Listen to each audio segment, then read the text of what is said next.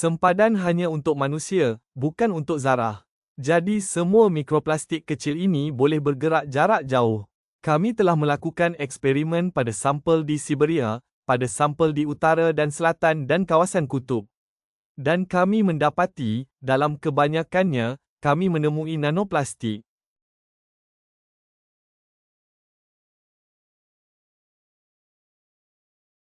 Jadi kebanyakan kawasan yang dianggap asli sekurang-kurangnya tercemar secara episodik oleh nanoplastik melalui udara. Kami mengukur sekitar 20 nanogram setiap meter padu udara secara purata.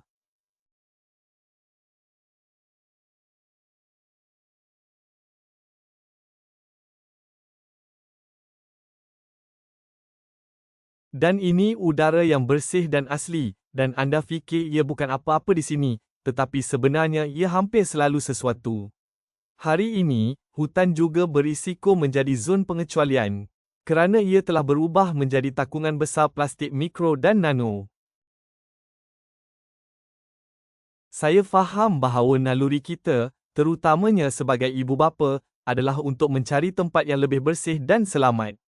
Seperti pesisir pantai dan hutan di mana udaranya terasa lebih segar. Tetapi paradoksnya ialah tempat-tempat ini telah menjadi antara persekitaran yang paling berbahaya untuk kehidupan manusia. Biar saya berikan satu contoh. Di bandar besar, seorang dewasa mungkin menyedut sehingga 106,000 zarah mikroplastik semasa berjalan kaki selama 2 jam. Namun di kawasan berhampiran badan air, angka itu jauh melebihi itu, dan 2 jam itu mungkin cukup untuk mencetuskan pelbagai penyakit. Manakala bagi sesetengah individu, ia membawa maut. Adalah penting untuk difahami bahawa apabila satu zarah mikro atau nanoplastik memasuki sel, ia memusnahkan lebih daripada sekadar satu sel itu. Selepas sel mati, zarah plastik tidak disingkirkan dari badan. Ia terus bergerak ke seluruh badan, merosakkan sel-sel lain dan mencetuskan tindak balas rantai kemusnahan. Proses ini tidak berkesudahan kerana plastik, seperti yang kita tahu, boleh mengecas semula dan mengekalkan cas elektrik. Lebih banyak mikroplastik memasuki badan, lebih cepat kemusnahan ini merebak sel demi sel, organ demi organ. Dan masa menjadi kritikal di sini kerana badan kita mempunyai sumber yang terhad untuk melawan kerosakan ini. Manakala nanoplastik, ia tidak dikeluarkan. Sebaliknya, ia terus terkumpul dalam kuantiti yang semakin meningkat, memusnahkan kita dari dalam. Nanoplastik adalah pembunuh sempurna bukan sahaja manusia, tetapi seluruh biosfera. Dan mustahil untuk bersembunyi daripadanya di mana-mana sahaja. Ia secara literal menolak kita keluar dari dunia yang pernah kita kenali. Mikro-nanoplastik sudah pun menjejaskan planet kita serta iklim. Lebih-lebih lagi, ia sedang memburukkan lagi bencana alam yang sudah dahsyat dan menyumbang kepada krisis geodinamik yang semakin buruk. Iklim dan plastik dalam satu kitaran kemusnahan. Lautan dunia adalah sistem terbesar planet kita.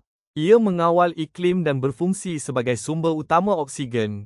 Lautan dan atmosfera membentuk satu sistem iklim yang saling berkaitan. Air mempunyai keupayaan yang luar biasa untuk menyerap dan menyimpan sejumlah besar haba. Meningkatkan suhunya secara beransur-ansur. Haba yang terkumpul kemudiannya diagihkan semula secara sekata ke seluruh planet dan dipindahkan ke atmosfera. Sifat lautan ini, untuk menghilangkan haba dari bahagian dalam bumi dengan cekap. Melindungi planet ini daripada perubahan suhu yang melampau dan membantu menstabilkan iklim. Tetapi pencemaran lautan yang besar-besaran dengan mikro dan nanoplastik mengganggu mekanisme yang ditala dengan halus. Ini, zarah plastik yang bercas elektrostatik mengikat molekul air, membentuk cangkerang hidrat di sekelilingnya. Ini mengubah sifat fizikal dan kimia perairan lautan.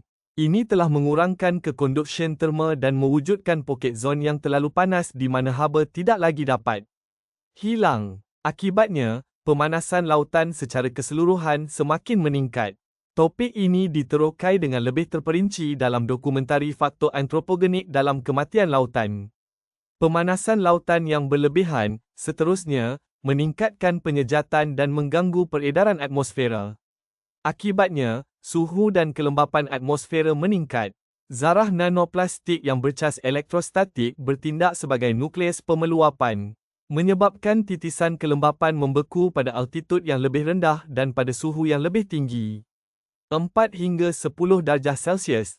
Ini mempercepatkan pembentukan awan dan menyumbang kepada kejadian cuaca yang tidak normal, hujan batu yang besar, hujan lebat yang melampau dan gangguan kitaran hidrologi. Zarah plastik bercas telah pun mempengaruhi pembentukan cuaca, menjejaskan keselamatan penerbangan, perkembangan awan dan juga di mana dan bagaimana hujan berlaku. Dalam erti kata lain, mikroplastik telah pun menjadi pemacu ketidakstabilan iklim. Kita tahu apa yang dilakukan oleh zarah-zarah di udara. Ia menghasilkan awan. Jika anda tahu, jika kita mempunyai zarah di udara, wap air akan berada di atas zarah-zarah ini dan membentuk awan. Oleh itu, kita ingin memahami berapa banyak nanopartikel mempengaruhi pembentukan awan. Oleh itu, sudah tentu, di kawasan pergunungan, ia boleh mencetuskan pembentukan awan dan begitu juga ribut petir atau peristiwa cuaca ekstrem. Apabila berlaku ribut besar, banyak nanoplastik mikro dilepaskan dari persekitaran apabila ia terperangkap di dalam tanah, di dasar sungai, di permukaan dan sebagainya dan digerakkan di udara. Jadi selepas ribut, terdapat lebih banyak pencemaran. Proses ini berterusan, mewujudkan gelung maklum balas. Pemanasan lautan meningkatkan penyejatan air. Lebih banyak nanoplastik naik ke udara bersama wap, dan lebih banyak tenaga terkumpul di atmosfera.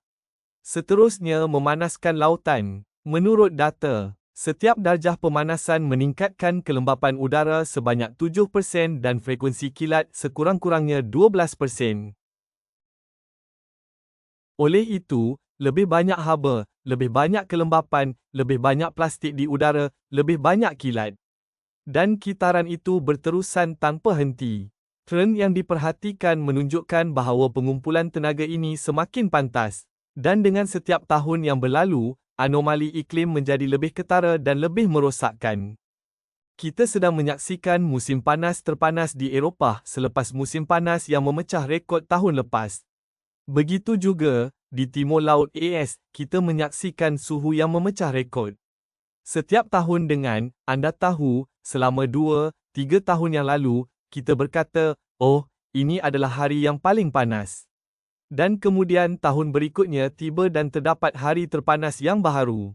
Suhu waktu malam di Asia Tenggara tidak menurun langsung di banyak tempat dan agak memerangkap haba.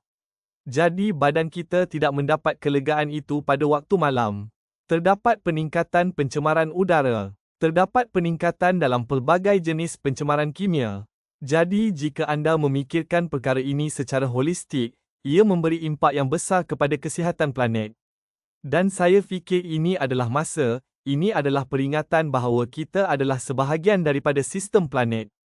Kita miliknya. Kita tidak terpisah daripadanya. Dan sehingga kita berfikir secara holistik, saya fikir, anda tahu, kita akan menentukan satu isu. Kita akan menentukan satu ambang, kita akan terus mengejarnya, mungkin juga menyelesaikannya secara saintifik. Tetapi sehingga kita berfikir secara holistik dan bertindak secara holistik sebagai sebuah komuniti. Sebagai sebuah masyarakat, saya fikir kita berada dalam masalah. Kita telah mencapai tahap kritikal di mana krisis iklim tidak lagi mungkin untuk menyelesaikannya tanpa menangani pencemaran plastik secara serentak dan sebaliknya. Kedua-duanya saling berkaitan, setiap satu mengukuhkan satu sama lain. Dan ketika kita terus mengkaji isu ini, gambarannya menjadi lebih membimbangkan kerana kita kini mula memahami apa yang sebenarnya berlaku. Saya memahaminya, baik untuk diri saya sendiri dan keluarga saya, tetapi juga untuk generasi akan datang. Ada suatu masa di mana saya fikir, anda tahu, perubahan iklim adalah nyata, sudah tentu. Tetapi ini adalah untuk generasi akan datang yang akan terjejas. Dan saya masih sama-sama bimbang, tetapi dalam masa yang singkat. Dan saya katakan dalam masa kurang daripada 5 hingga 10 tahun, kita bermula dari pemikiran dan jangka masa itu.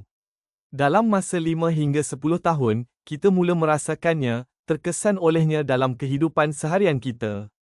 Jadi ia lebih membimbangkan berbanding sebelum ini. Dan garis masa, yang telah diramalkan sebelum ini.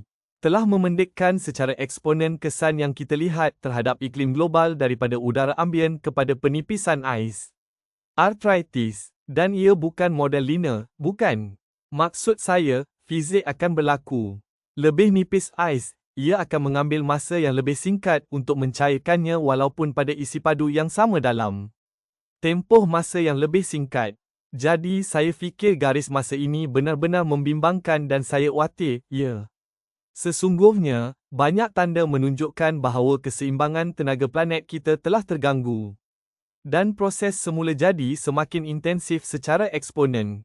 Akibatnya, kita mungkin mempunyai semakin sedikit masa untuk bertindak balas. Dan nanoplastik memainkan peranan penting dalam pecutan ini. Pada masa lalu, haba berlebihan dari bahagian dalam bumi telah disingkirkan secara beransur-ansur, langkah demi langkah. Namun berkesan, ia mula-mula diserap sebahagiannya oleh lautan dan kemudian dipindahkan ke atmosfera dan akhirnya dilepaskan ke angkasa. Lepas, proses berurutan ini menghalang tenaga berlebihan daripada terkumpul di bahagian dalam bumi atau atmosfera.